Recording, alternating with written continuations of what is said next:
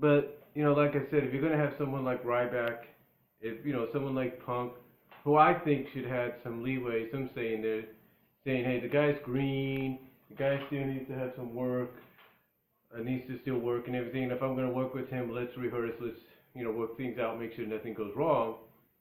Yeah, I think WWE should start thinking about that, or at least from now on, like they're obviously doing right now, have him feud with someone like Kane, because at least it's muscle against muscle. That's the way I look at it, honestly. That's how I look at it. But and then there's other situations like the whole 12 rounds deal. Okay, here's a situation here that I kind of find kind of I kind of find like I kind of find you know not that crazy to hear, because here's a situation where here's somebody that's white hot, he's the champion still, and you're offering him this movie role, and yet he's realizing that this movie role, the filming, contracts with your European tour, and yet you're the guy that's supposed to be helping out, in the offices with all that, or at least having some kind of knowledge, if not full-on knowledge of that schedule, and yet you're saying it's not, and yet he's saying it is. So instead of getting back to him like you promised, you pretty much say, okay, let's have Randy go. And then you have to and then let's have this guy, Randy Orton, star in it. And then you have your own guy, your champion, reading on .com that Randy Orton's got the film. Got the parts. And you're trying to blow smoke up his ass by saying, oh, well, we do need you on the schedule, and, Randy was the second option. You see, all this tells me, along with everything else I've kind of talked about here, looking, back at the recaps by Solid Monster and hearing a bit of the, well, not event, but basically the form that was given to CM Punk.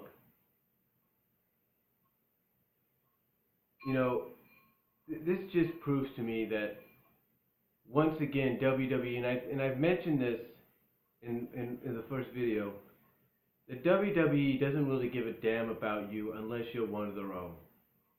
Unless you're somebody that's willing to become a homegrown talent and embrace the ways of WWE and, do things the way they want you to do them, you're pretty much going to be screwed up the a-hole. That's pretty much it.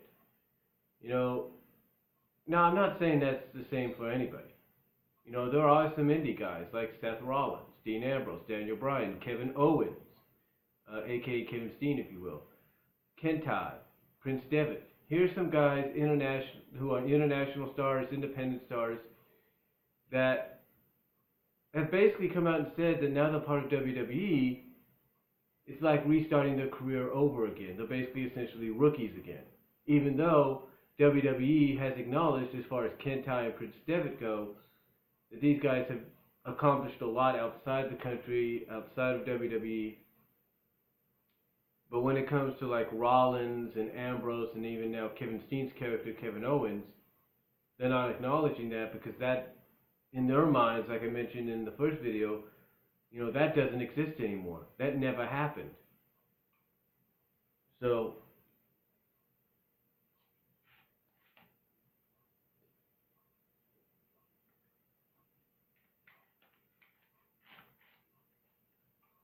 to me, unless you're willing to accept that and be that way, WWE is not going to get really behind you. That is, of course, unless they have no other choice. And there are times that they don't have no other choice. We've seen that. We have seen that sometimes they have no other choice. They essentially um, have to get behind you whether they like it or not. And, sometimes they put themselves in that situation. And is it the smart move sometimes? Of course it is. Of course it's a smart move.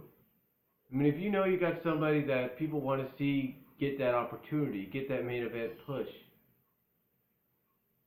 then I think you should give it to that person. You should give them what they want. And in a sense, WWE kind of learned that lesson earlier this year. It's like if you know somebody's red hot, white hot, if you will, and people want to see that person get the opportunity they feel they've deserved, they've earned, then do it. Then do it. Don't try to hide it. Don't try to go against the grain.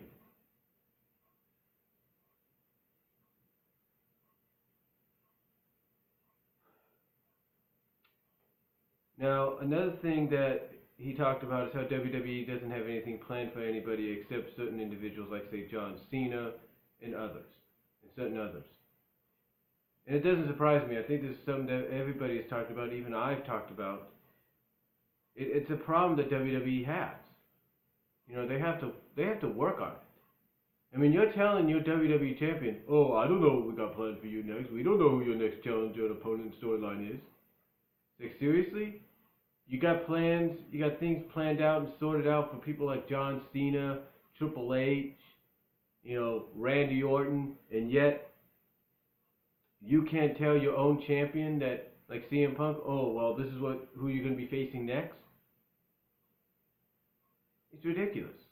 It really is ridiculous.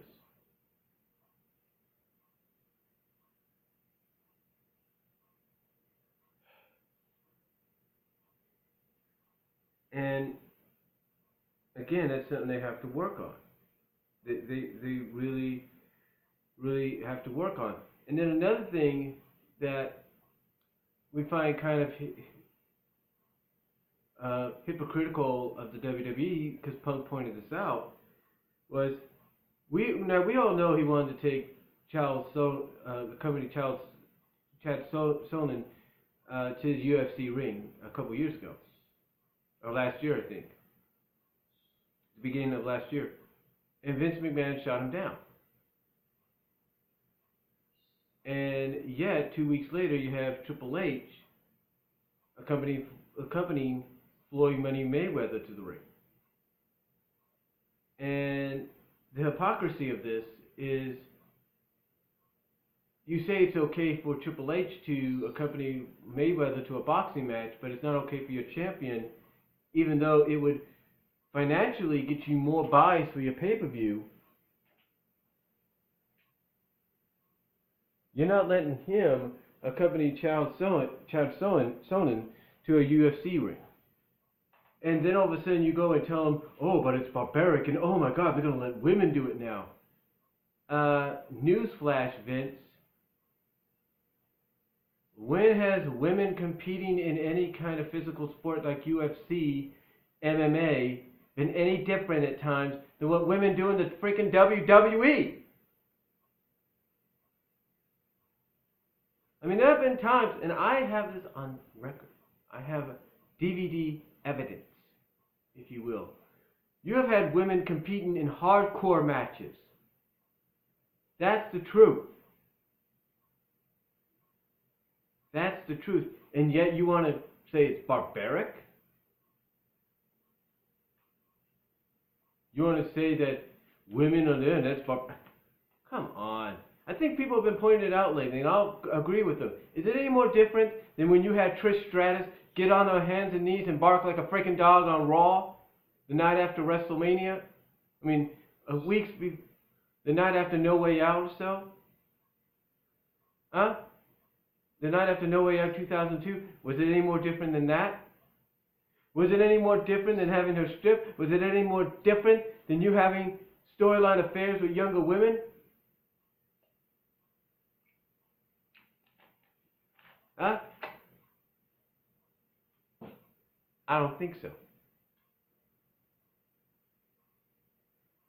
And if it's all about public relations and well, we got to keep a PG, family-friendly image, you know what? Why don't you just tell the guy? Why don't you just tell someone like CM Punk is like, hey, I have no problem doing you guys. I really don't have a problem with you doing it, except they're more TV-14, more adult-oriented at times. We're more of a family-friendly product, so we can't let that happen because people are going to get a mixed message. Blah blah. Just tell the guy the flat-out truth. Tell the guy the truth. Tell him it's because of the fact that you really want to keep that public relations image of being a family-friendly product, and that's why you don't want him accompanying to the ring. And then if you have the guts, tell the guy, 2 weeks later, by the way, the reason we had Hunter go down to the ring is because of our past working relationship with Floyd Money Mayweather. You know what? That's all you have to do, is tell him the truth. Don't try to blow smoke up his ass, because here's a guy, whether you're a fan of CM Punk or not, is one of those guys that you're not going to pull the wool over. Period. Now, as far as the whole independent contractor deal, and anybody's mentioned this, I think I briefly mentioned it in the first video. How is the WWE Superstars and Divas independent contractors, and yet when they suggest something like accompanying Chad Sonnen to the ring, or having sponsors to wear on a short, wearing new wrestling trunks or wrestling shorts or whatever, how is it that if they're independent contractors, you still say no to them, but then hypocrisy, about 9 months later, you let somebody come in, even though he may have had this deal beforehand, come in and wear that sponsorship on his shorts? What's the big difference? What's the big difference? Where's the difference on that? Why do you say no to this if they're independent contractors? Let them do it. Or at least finally have the guts to come out and say, okay, media, we admit it, we were lying, they're not independent contractors, Superstars and Divas are WWE employees. That's all you have to say. That's all you have to say. I mean, you take one look at my badge, it says cashier, right? Or sales associate, right? Does that mean I'm independently contracted? Does that mean I'm just associated with them? Yeah, I'm associated with WWE, I'm associated with Walmart, but guess what? I'm a freaking employee. If they're independent contractors, then maybe they could go and make appearances at independent shows, maybe wrestle a match. You don't let that happen, do you? Because you want people to believe it, but yet there are people like, say, CM Punk that knows the truth. They're not independent contractors. They're employees. Period. And that's the flat-out truth. And that's what you try to hide from people. And that's not good when you try to hide the truth from people that pretty much know the truth more than you do. Pretty much.